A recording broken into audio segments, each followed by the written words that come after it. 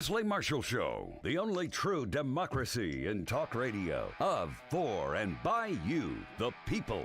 Live nationwide and streaming live at lesliemarshallshow.com. Call in with your thoughts at 888-6-LESLIE.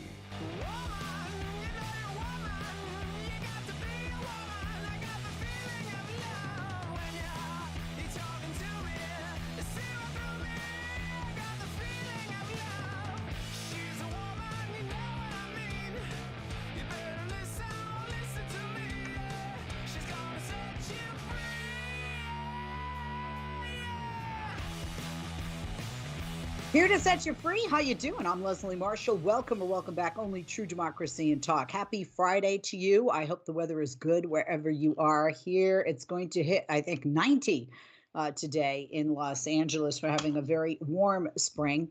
Some of you may be experiencing that as well. Thank you for listening on podcast, on live stream, on radio, on every single source where you can get an audio program. We are there. You can also watch us on Twitter's Periscope Live, LinkedIn Live, Facebook Live, and YouTube Live. We are live. I'm Leslie Marshall. Thank you for joining us. And speaking of joining us, Jessica Azulay is Executive Director of Alliance for a Green Economy. Agree. They are a New York-based organization working toward 100% renewable energy systems. Jessica's originally from rural West Virginia, you know, that state where Joe Manchin is. And she grew up watching her parents and her community fight to keep clean water and protect their land from corporate energy companies. In her role at Agree, Jessica is a policy analyst, researcher, and activist who puts her skills in the hands of people all over New York fighting to eliminate dirty energy in all forms. The website for Agree is allianceforagreeneconomy.org. Again, that website is allianceforagreeneconomy.org. On Twitter, follow them there. Their handle as @AgreeNewYork, @AgreeNewYork. More than a pleasure to have Jessica joining us. Jessica, thank you for being with us on this Friday afternoon, and welcome. Thank you so much for having me. It's such a pleasure to be here. And a pleasure to have you with us. Let's talk about some game changers that we're seeing take place in states and largely blue states where I am in California, you are in the state of New York. There's been a major provision included in New York Governor Kathy Hochul's 2023 fiscal year budget. And in that budget, they include something which is unprecedented. I mean, unprecedented investments and regulations in decarbonizing all new residential buildings by 2027. These residential buildings are responsible in New York State for up to a third of the greenhouse gas emissions. Any of us, like myself, that have lived in New York know how old, outdated, antiquated some of these buildings are that people are living in and what it can be doing to their health. So let's talk about that. What does this mean for people that don't understand all the terminology? Decarbonizing all new residential buildings by 2027, and how unprecedented is this, and will other states follow suit? Yeah, thank you so much. So yeah, we're very excited to see Governor Hochul, coming out strong in her first executive budget proposal, helping to work to decarbonize buildings. And our state Senate has put forth their proposal for their budget, and it's being negotiated right now. And the Senate is actually trying to move this timeline even faster with smaller buildings, decarbonizing. This is talking about new construction, so new buildings going up. In 2024, these would have to be all electric buildings, meaning there's no fossil fuel systems in them. So the budget is being negotiated right now, and we're hoping for this faster timeline, and just very excited that New York is poised to be the first state in the country to require this kind of code for new construction. And I know, a lot of people are probably wondering, what does it mean to have a building without fossil fuels, right? How am I going to heat my home? How am I going to, heat my water, cook my food? And the good news is that there are technologies available that allow us to get all of our needs met with heating, hot water, cooking, et cetera, without burning fossil fuels in our buildings. There are geothermal and cold climate air source heat pumps that can heat our homes and heat our water. And then we have electric appliances for hot water heating.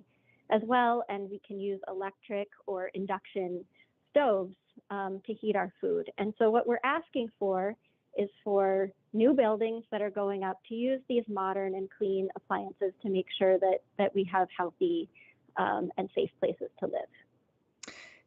Now, as you mentioned, and I mentioned as well, this is the nation's first statewide ban on natural gas for new buildings, raising the national bar for climate action for buildings.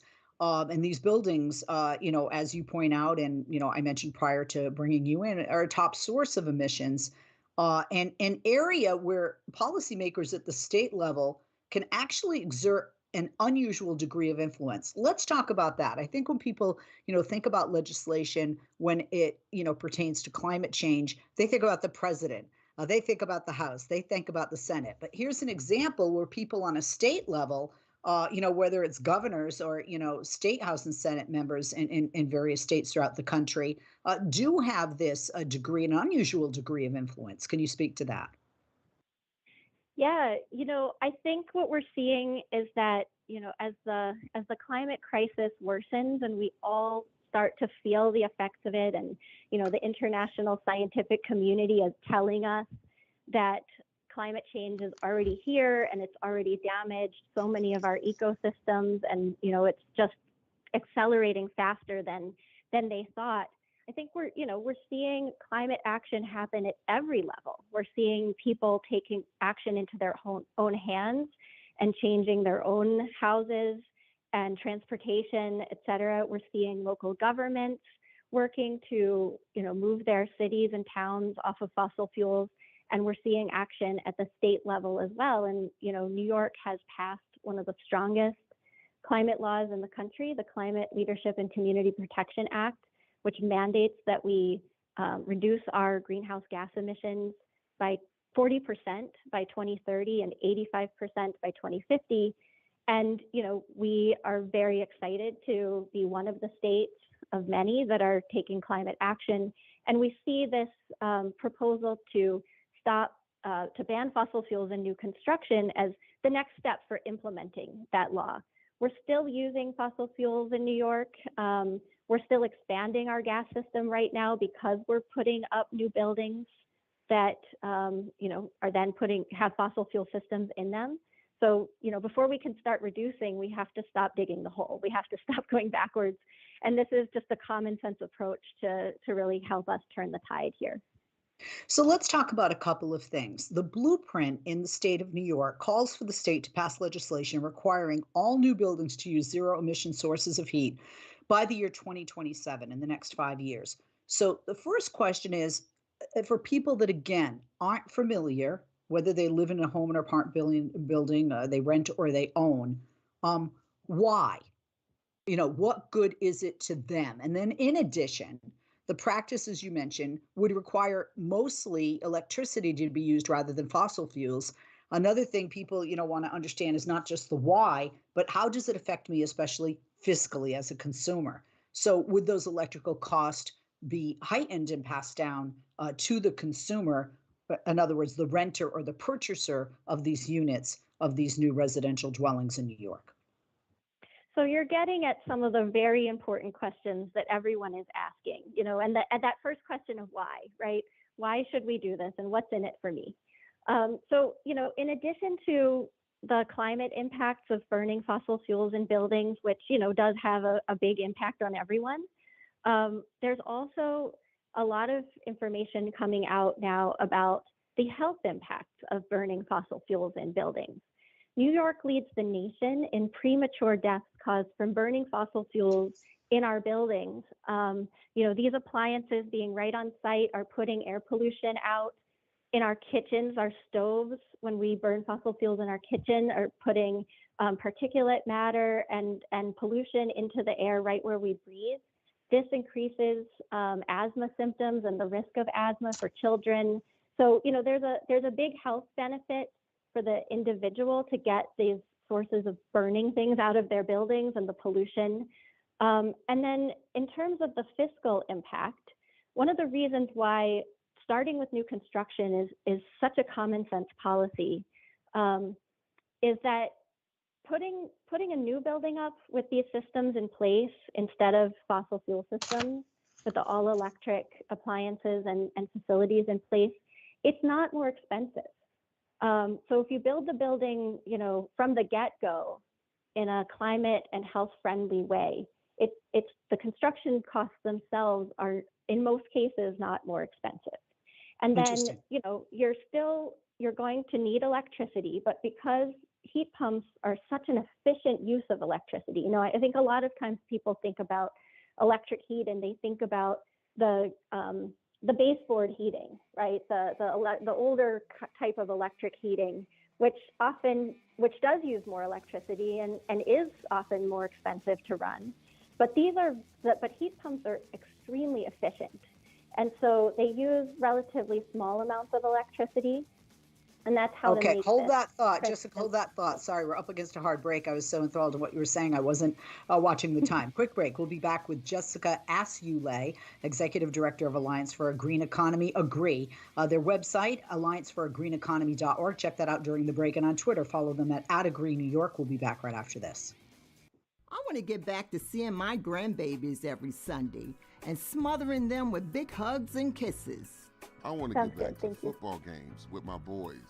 I want to get back to feeling and touching people around me. I want to get back to family dinners and my grandma's mac and cheese. I want to get back to real grocery shopping, taking my time, walking down every aisle, smelling the tomatoes and melons, having a free sample or two, or three. COVID-19 has changed how we live and how we feel. But now, there are vaccines. And they are the first step that let us get back to feeling optimistic about the days ahead of us. It's okay to have questions. Is it safe? Should I get it? Should I wait? Now, get the facts. Learn more at getvaccineanswers.org so you can make an informed decision when vaccines are available to you. Brought to you by the Ad Council. Hey sis, missed you this morning. Kim told me you weren't feeling well, so I'm just doing a self-care check. Oh, thank you, friend. How you doing? Girl, listen, my energy was so low because I didn't eat breakfast when I got up, so I had to miss virtual yoga with y'all. Trust me, I understand. But I'm doing much better now that I've eaten, so I'm back on track. Great. In that case, let's get some steps in tonight. I'll come over and we can walk around the lake. Sounds good. Appreciate you being in my business, too. Now, let me get in yours. Did you check your blood pressure today? I did that and my squats, okay? Okay. High blood pressure is not going to be my friend if I can help it. See you at 6? Let's get it. See you then. Now more than ever, it's important that we protect our hearts and the hearts of those we love. Check in on one another and be a part of a healthy blood pressure movement. Rally your squad. I'm Rick Smith, and this is Labor History in 2. On this day in labor history, the year was 1947. That was the day Centralia Coal Mine Number 5 exploded, killing 111 miners in Centralia, Illinois. The explosion occurred just as the day shift was ending. Those not killed instantly were trapped and died from their burns or the afterdamp. Words scrawled on the wall of the mine read, "Look in our pockets. We all have notes. Please give them to our wives." State inspectors had been forewarning mine owners about the dangers of accumulated combustible coal dust for years before the explosion, but were ignored. Illinois Mine Inspector Driscoll Scanlon had been filing reports since 1942 about deteriorating conditions. The demand for coal during wartime had increased production at the expense of safety. In the aftermath of the explosion, John L. Lewis, president of the United Mine Workers of America, called a work stoppage in memory of the dead miners. He also held Secretary of the Interior Julius Krug guilty of criminal negligence. Lewis accused Krug of having failed to enforce existing mine regulations.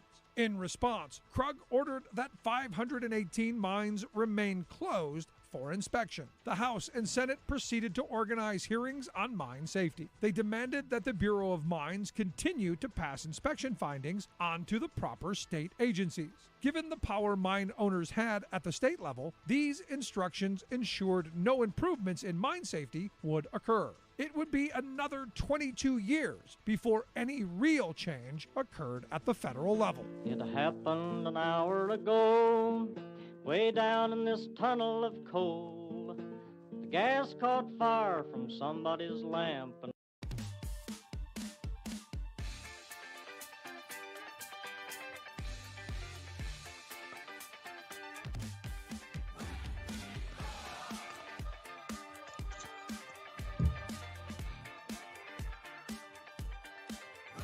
We are back. I'm Leslie Marshall. Our guest is Jessica Azulay, Executive Director of Alliance for a Green Economy, AGREE. They're a New York-based organization working toward 100% renewable energy systems. You can follow them on Twitter at AGREE New York. AGREE is the website for AGREE is allianceforagreeneconomy.org. We were talking as New York has a residential decarbonization piece of legislation in the new fiscal budget for the state of New York. This is they follow their largest city, the largest city in the country, actually, New York City, Manhattan, the Big Apple, was doing that. Will other states, will other cities follow suit? We'll see. And we're talking with Jessica about that, Executive Director of Alliance for a Green Economy, AGREE, this afternoon. Jessica, thank you for holding and welcome back.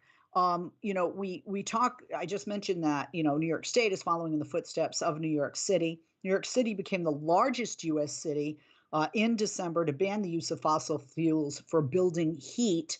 But this legislation, or at least the proposal for this by the governor of New York, goes beyond this because they also laid out a new target, electrifying 2 million homes by 2030, going beyond the 5 years ahead right now. And that would entail a tenfold increase in the current rate of adoption of electric heat. Right now, at least 800,000 of the homes under the plan would house low and moderate income New Yorkers. So this would not just provide more housing, obviously, for moderate and low income New Yorkers. It would provide safer housing. And in a sense, Jessica, isn't this where the world is headed and the United States needs to get on board? Yes, absolutely. I mean, I think that what we're seeing right now is we're all just experiencing another dimension to the crises caused by fossil fuels, and looking at Russia's invasion of Ukraine and the volatility in world energy markets that is causing. And we're seeing Europe act by accelerating their plans to switch people from fossil fuel heating to heat pumps. France, for instance, has decided it's going to end its subsidies for fossil fuel heating and put the funding and the support behind accelerating the switch to heat pumps for heating their homes. And, New York has this opportunity right now to become the first state in the nation to follow suit and ban fossil fuels in new construction and make sure that we are also putting heat pumps and accelerating heat pump adoption. And I'm so glad you mentioned the New York City law. I think that is creating a lot of momentum for taking that policy to a statewide level. And, the New York City law goes into effect with smaller buildings starting in 2024. And we're really hoping that as the state budget gets negotiated, that we're going to see the governor's timeline moved up to follow suit in the New York City law, and also do the smaller buildings below 7 stories starting in 2024, and then all buildings by 2027. And those smaller buildings, we know there's not a technical challenge with moving them off of fossil fuels. And I think we're just seeing the urgency is very clear right now that we need to move the world off of reliance on fossil fuels. And we're very hopeful that we're going to get this done in New York. I think a lot of people raised an eyebrow. I know I certainly did in looking over the materials before you had you on the program today, that in New York, nearly a third of all greenhouse gas emissions trace to buildings, right? Much of it from burning those fossil fuels on site for warmth. And, I come from Boston. I know the Northeast can have a 6-month winter or temperatures that dip. Below a certain amount that you need that, whether you're living, in the home, you're working from home. More people have been home, especially during this and since the pandemic, which we're technically still in. And that has made the sector a target for climate planners, right? Because climate planners have to figure out how to comply. I mean, there's a 2019 state law mandating a carbon-free grid by 2040 and net zero emissions by 2050. I want to also add, more to what the governor has proposed in her budget. $500 million for offshore wind ports, manufacturing, and supply chains, while awarding new contracts for 2 gigawatts of offshore wind power. Correct me if I'm wrong here. That to me spells out jobs, jobs, jobs. Yeah, I mean, what we're seeing here is because of that 2019 law and the mandate that it sets that we have to make these emissions reductions, we have to move our whole economy towards supporting this goal, right? So it is about, manufacturing and construction and changing over the heating systems in all of the buildings over time. And so, there are so many jobs in this sector. Our state government put out a jobs report that showed that in the energy efficiency sector, so this is weatherization and other energy efficiency measures, as well as installation of heat pumps in buildings, there are 121,000 jobs already in that sector. And so as you can imagine that we're planning to accelerate that transition and do more weatherization and more heat pump installations, the jobs are going to explode. And we're so excited about having that opportunity and moving our economy off of fossil fuels. In this budget in 2027, 100% of the state of New York school bus purchases must be electric under the governor's vision, on the way to an entirely electric fleet by 2035, which would keep our children not just safe on the way to and from school in the bus, but when they get off the bus with the air that they breathe. Yes, and I think what you've been touching on here is all of the different parts of the energy system that we have to move, right? So, we've been talking for most of this program about buildings, which is a huge source of greenhouse gases in New York, as you said, about a third. Transportation is another big source of greenhouse gases. It's very close to that, to the amount that's put out by buildings. And so, we have to, as we're moving our buildings off of fossil fuels, be thinking about how we're moving our transportation off of fossil fuels. And then, the offshore wind and other investments in renewable energy is how we're going to power all of this, right? As we move our transportation to electric vehicles and electric public transportation and electric school buses, and as we move our homes to efficient electric heat pumps, we're going to, the way we 100% clean up all of the fossil fuels in the system is by creating a renewable electricity grid, so that all of the electricity that we're using to power these things in our lives is coming from clean energy as well. We have a minute left, so very briefly, I understand why the gas industry is trying to fight these energy provisions. Why are real estate developers? What we saw in New York City is that it's, there are many real estate developers that are excited about this transition as well. So the real estate industry is not a monolith. There are people that are pushing the envelope and moving this transition already. And I think it's more a matter of the timeline than it is about opposing the solution completely. We're trying to go as fast as possible because we just think we shouldn't be putting up new buildings with fossil fuels right now, given the climate and health impacts of doing that. And I think, right now it's just a question of when, not if. Jessica, thank you for being with us. Jessica Azulay, Executive Director of Alliance for a Green Economy, Agree. Check out their website. Learn more about this, allianceforagreeneconomy.org. That website, once again, is allianceforagreeneconomy.org. On Twitter, follow them there. Their Twitter handle is @AgreeNewYork. That's @AgreeNewYork. I'm Leslie Marshall. Coming up, guest number 2 on the other side of this hour. Don't go away. Hey, Dad, how do airplanes fly? What's in this box? Can I touch this? Thank you, Jessica. Where does sand come from? Thank you so much for having me. That was really fun. Is this tree good for climbing? It was good to have you with us. Thank you. What Have happens a great if I mix weekend. these two things together? How are babies made? What does this thing do? Kids are curious about everything, including guns. Talking to them about gun safety in your home is a good first step, but you can do more. Always keep your guns locked, unloaded, and stored separately from ammunition. Storing your guns securely is the best way to prevent family fire, including unintentional shootings. For more information on safe gun storage and ways to keep your family safe, visit endfamilyfire.org. That's endfamilyfire.org. What do we keep in the attic? What's this thing called? Can I ride my bike backwards? Like I said, kids are curious. It's up to us to keep them safe. Brought to you by End Family Fire, Brady, and the Ad Council. Right now, our country feels divided, but there's a place where people are coming together. I gotta tell you, I was nervous to talk to someone so different than me. Me too, but I'm glad we are. Love Has No Labels and One Small Step are helping people with different political views, beliefs, and life experiences come together through conversation, and it feels good. Wow, your story is so... Interesting? Yeah. When people actually sit down, talk, and listen to one another, they can break down boundaries and connect as human beings. At lovehasnolabels.com/onesmallstep, you can listen to amazing, life-changing conversations and find simple tools to start a conversation of your own. I know one thing. This conversation gives me hope. It gives me a lot of hope, too. Take a step toward bringing our country and your community together by having the courage to start a conversation.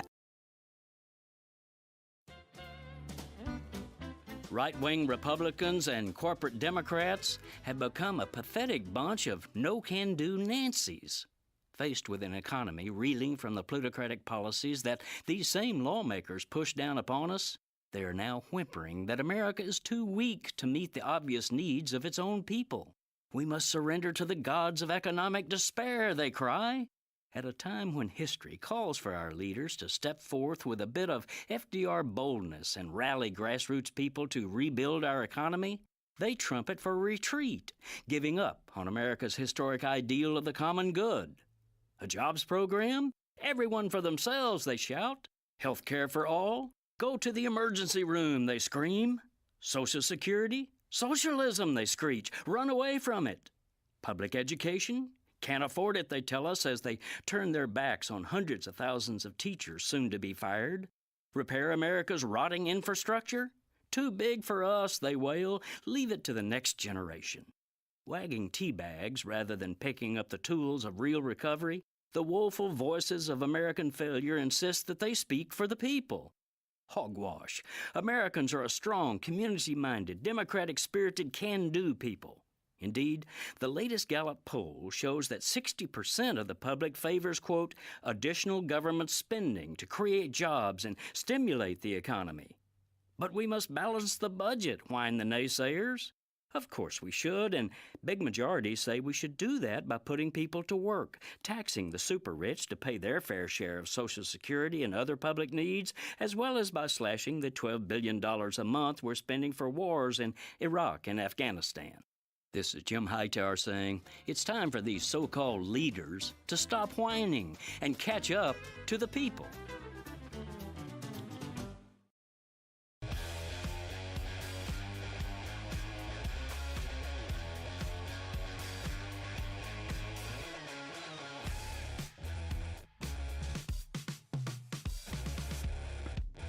We are back. I'm Leslie Marshall. Welcome back. Only True Democracy and Talk.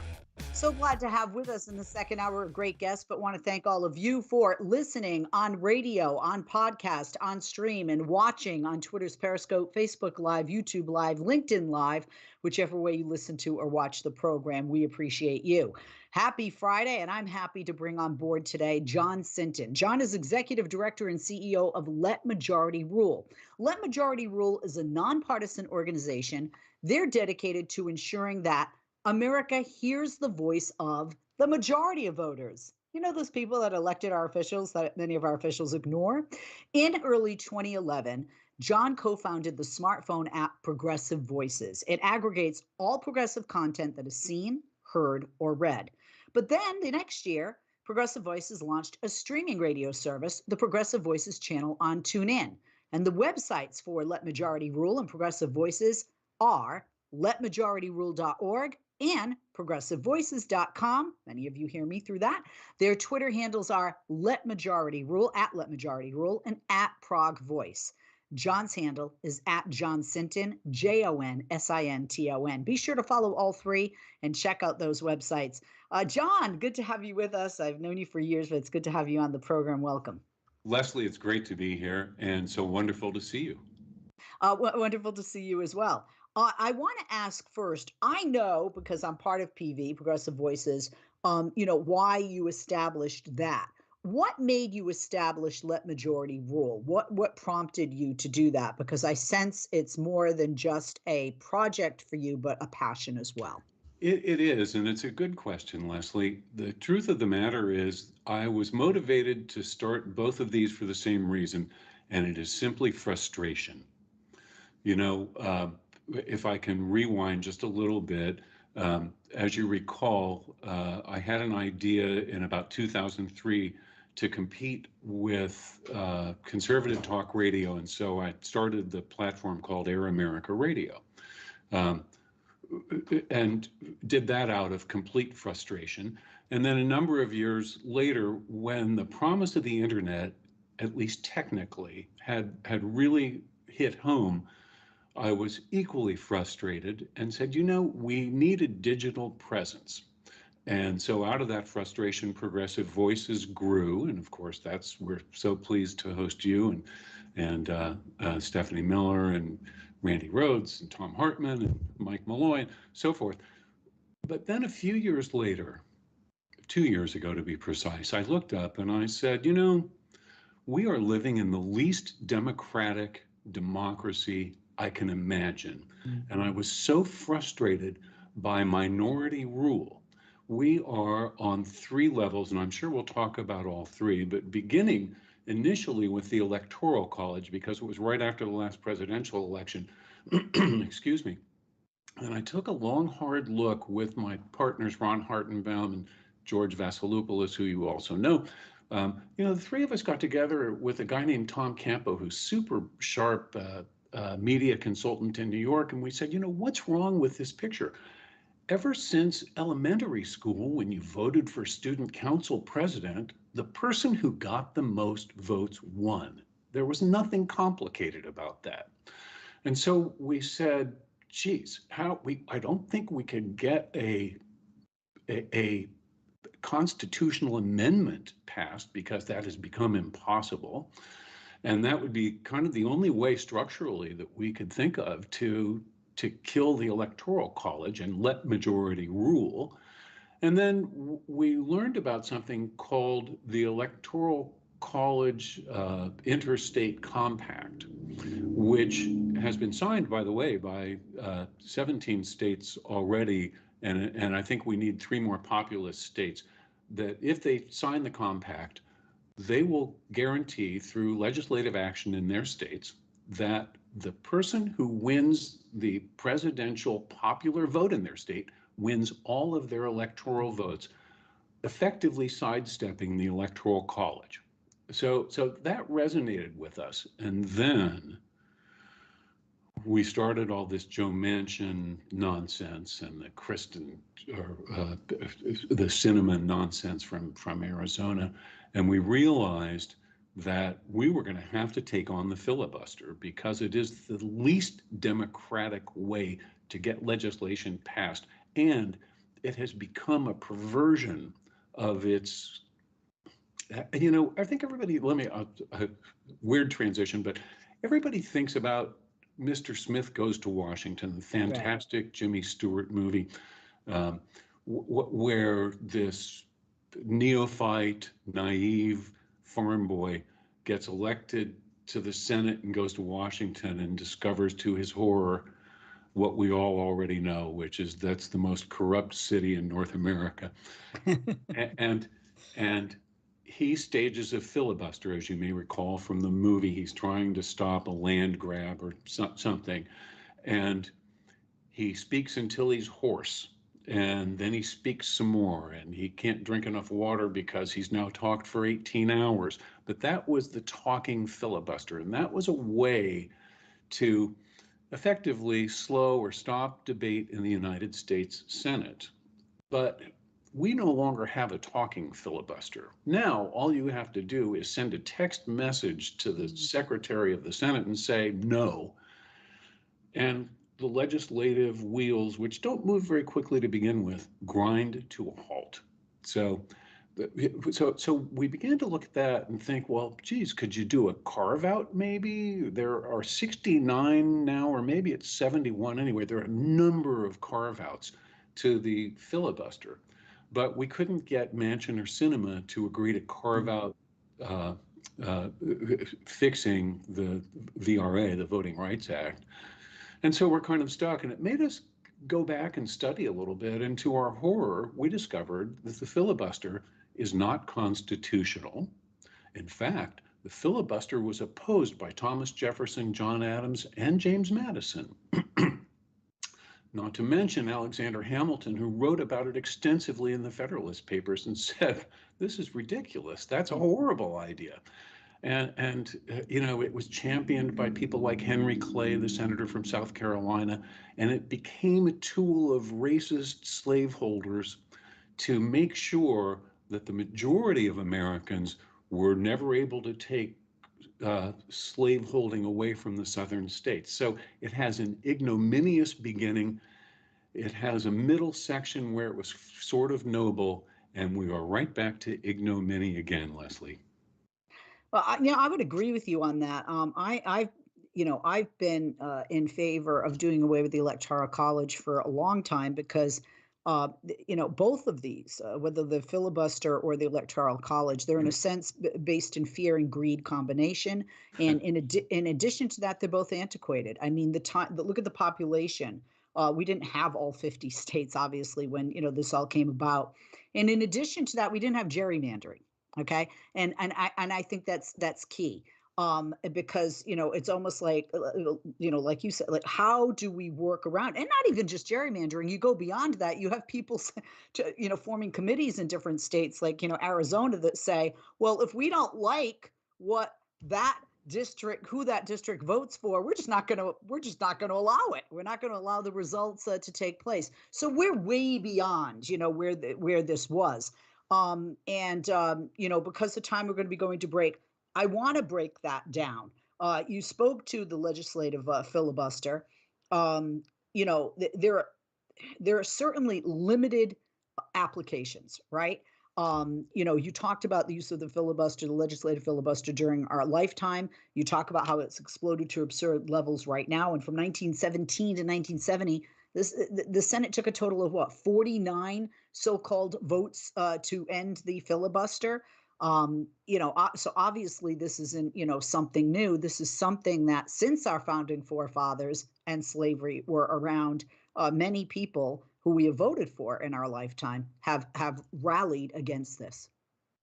That's exactly right. And you mentioned another key word, and it is the third leg in the stool that holds up letmajority.rule.org, and that is gerrymandering. And maybe when we come back after the break, we can talk a little bit about that too, because it belongs in the pantheon of anti-democratic devices that democracies use. Yes, absolutely. Well, we're going to take a break. When we come back, we're going to talk about the Electoral College. We're going to talk a little bit more about the filibuster, and we're going to talk about gerrymandering. But even more so, we're going to talk about the solution to these problems, because the ability to vote is essential. And really, that's what truly makes us and should make us as a nation stand apart from the rest of the world. The freedom, not just of our voice, but the freedom of our vote, and to express our voices through that vote, and to have our votes counted, have each and every vote counted. A true democracy is, I know we're operating as a republic, but a true democracy is majority rule. We'll be back with Jon right after this. Jon Sinton, Executive Director and CEO of Let Majority Rule. Be sure to check out the website. He is also the co-founder of Progressive Voices. Go to letmajority.rule.org, progressivevoices.com. Those are the two websites. Follow Jon at Jon Sinton. Follow Let Majority Rule at Let Majority Rule. And follow Progressive Voices at Prog Voice. Back right after this. What I know about courage, I learned from my adoptive mom. She said sometimes you just gotta hold on and know we'll get through this. Oh. Mom, we are so high up. Hold my hand. No, you hold my hand. Here we go. Learn about adopting a teen from foster care. You can't imagine the reward. Visit adoptuskids.org to find out more. I learned patience from my adoptive dad. All he had to say was, "Hey, you got this. Just breathe." Hey, we're pretty good. Yeah. Might have to start a band. I got it. Learn about adopting a teen from foster care. You can't imagine the reward. Visit adoptuskids.org to find out more. This message is brought to you by Adopt US Kids, the U.S. Department of Health and Human Services, and the Ad Council. COVID-19 has changed how we live and how we feel. We show up differently, worship differently, and have found new ways to express our love and support to family and friends. But now there are vaccines, and they are the first step that lets us get back into the things we miss most, like spreading the word without spreading concern, girls tripping instead of solo sipping, brunching instead of late night munching, and talking smack with a side of mac and cheese. It's okay to have questions about COVID-19 vaccines. Should I get it? Should I wait? Is it safe? Can I trust it? What about pre-existing conditions? Now get the facts. Visit getvaccineanswers.org so you can make an informed decision when COVID-19 vaccines are available to you. Brought to you by the Ad Council. 911, what's your emergency? America's healthcare system is broken and people are dying. Welcome to Code WAC, where we shine a light on our callous healthcare system, how it hurts us, and what we can do about it. I'm your host, Brenda Gazar. This time on Code WAC, how can healthcare-related trauma affect nurses and patients? What can be done about this on an individual and a systemic level? We recently spoke to Kathy Allen, a registered nurse and founder of the new program, Trauma-Free Nursing. What is healthcare-acquired trauma, and can you share some examples of it? When I first started out, I thought healthcare-acquired trauma probably meant things that nurses do that traumatize patients. And then I thought about it a little more deeply, and I thought, no, it's the healthcare system that traumatizes patients. One very simple example is, in order to save time, a lot of times what hospitals will do is they'll send out the consent form for the patient to fill out at home and then bring to the hospital when they get admitted, or they fill it out when they get to the hospital. Now, this consent form tells the patients all the ways that they can be hurt, all the ways that they could possibly die from the procedure that they're going to have while they're in the hospital. This is really a cover your ass form. This is not something that is helpful for patients. So I took that form and I kept the original wording on it, but I added some more words. And what I added was, because we know that blah, blah, blah can sometimes happen, this is what we do to protect you, to make you safe. The full Code WAC story on progressivevoices.com and on the PV app. Catch all our episodes by subscribing to Code WAC wherever you find your podcasts. This podcast is powered by Heal California, a nonprofit that uplifts the voices of those fighting for healthcare reform around the country. Until next time, stay healthy.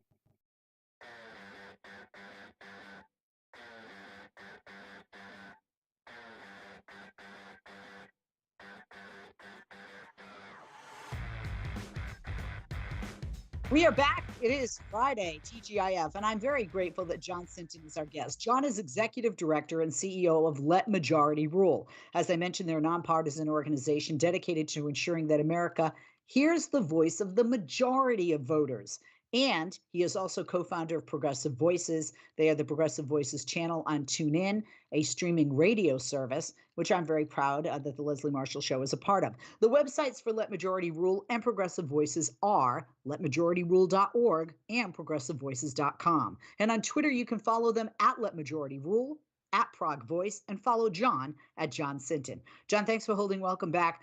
So let's break down the problem, right? Our ability to vote, our ability to have our votes counted and our voices heard, each vote counted, each voice heard.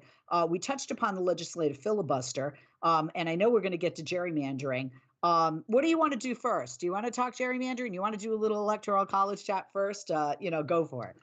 Yeah. Well, let's talk gerrymandering for a moment, because, what was a problem beginning in the early part of last century, when a legislator from upstate New York, whose name was Jerry, decided that you could reshape congressional districts to exclude and include as you so chose to get some control of your legislature.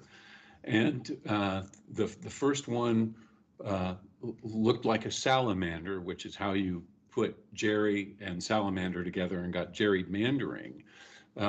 And it was a problem, but it wasn't a huge problem until the last 10 years when very sophisticated computer software came along and it ran on very fast computers.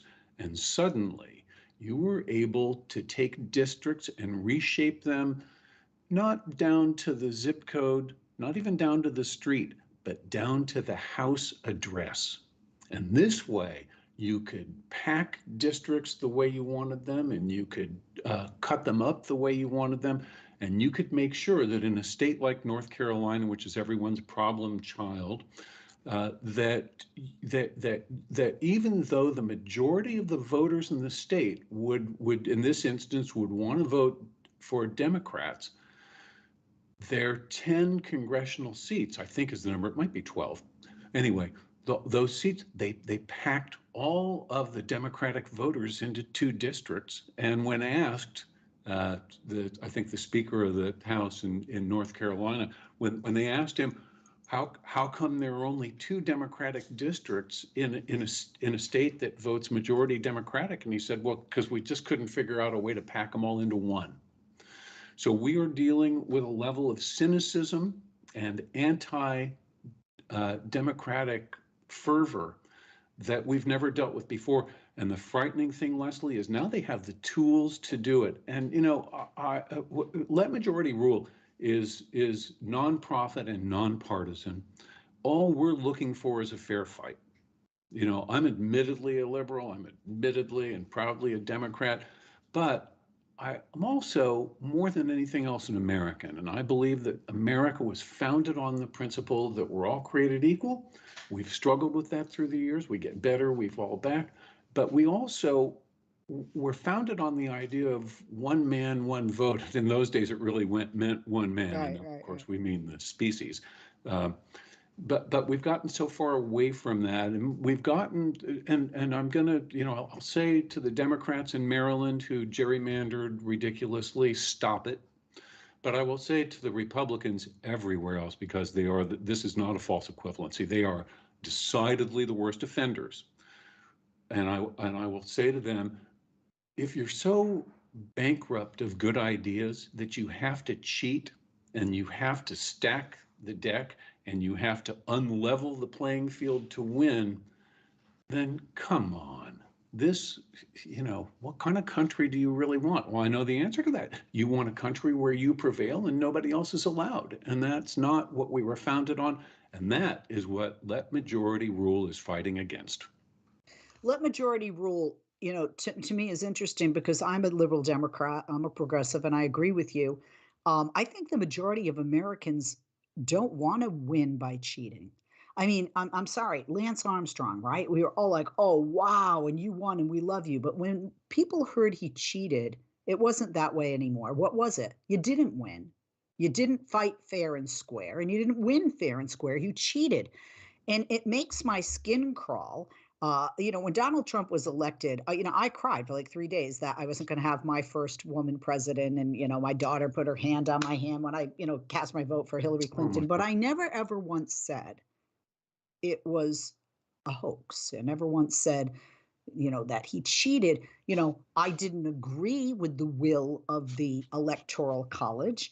But that's what it was. So we're in, I think, very scary times. And it's interesting you bring up North Carolina, because I remember somebody had asked, somebody, on the voting commission there in the state, what about the Black community? Because North Carolina is one of those examples where they truly proved disenfranchisement of African Americans specifically. And they said, oh, well, there always have to be casualties. And to your point, Donald Trump didn't even have 40%. He had 30-some% of the state of North Carolina, and they have literally like 76% or 79%, something like above 75% of North Carolina is in favor of Republican leaning. This is not, it's not a fair fight. And like you said, look, I want to win, but if I win, I want to win fair and square, and if I lose, I want to lose fair and square. I think most people want that. I don't think most people want to cheat. When you have surgery, you don't want your surgeon to have cheated his way through medical school. Yikes. No, I think you're exactly right, Les. You know, if you go to letmajorityrule.org, one of the first things that you'll see are our overarching statement is Americans are the champions of fair play. You know, we like a level playing field. We want to know that when our team takes the field and wins, it won fair and square. I have a hard time understanding Americans who want to cheat and win. And it just makes no sense to me. And the reason that I bring up North Carolina is for many, many years, I lived in the state of Georgia. People would say to me as an aside, how come you live there instead of New York or Los Angeles? And I was like, well, it's because this is where the fight is. So I joined a good government watchdog group called Common Cause, which has its roots in the aftermath of Watergate. And over time, I became the chairman of Common Cause. And we championed fair elections more than anything else. And one of the things that really bothered us was gerrymandered districts. And so we initiated a lawsuit in the state of North Carolina, which we knew or figured we would lose. As it happens, it kind of got fought to a draw. And then you have a Democratic governor of the state of North Carolina, and he was an ally and was able to kind of hold back the tide. But we argued the case in federal court that said, all we want is a fair shot. All we want is a level playing field. And if you have 700,000 people per district, then the district should look and represent its geography, its similarities, its neighborhoods. It shouldn't look like a barbell that stretches across the entire state and is a tiny, thin line from edge to edge, but on both ends is huge.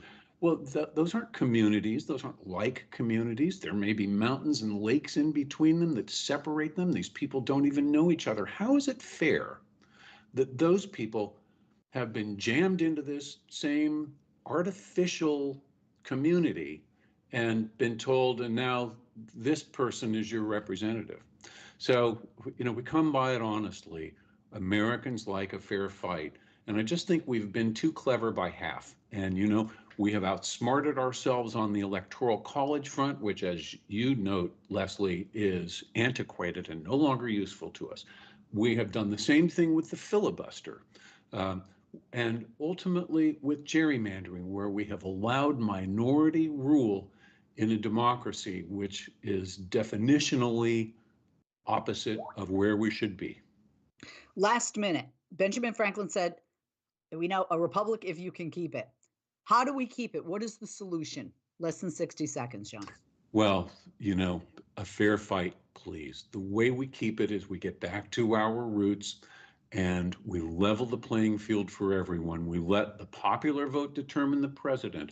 We let communities of like-minded people be together and ungerrymandered, and we stop this nonsense of calling the Senate the greatest deliberative body in history until it really is once again. And the only way you do that is by killing the filibuster. Jon, excellent having you with us. Jon Sinton, Executive Director and CEO of Let Majority Rule. Please follow them on Twitter at Let Majority Rule. Go to the website at letmajorityrule.org. And the Progressive Voices, he's co-founder of that, which I'm a part of. You all listen to. ProgressiveVoices.com is the website. On Twitter, follow them at Prog Voice, P-R-O-G Voice. And Jon's private Twitter handle is at Jon Sinton, J-O-N-S-I-N-T-O-N. I'm Leslie Marshall. Have a wonderful and a safe weekend. Hope it's warm where you are. It is where Jon and I are in the great state of California. Thank you, Jon. Always a pleasure. My pleasure, and thank you for having me.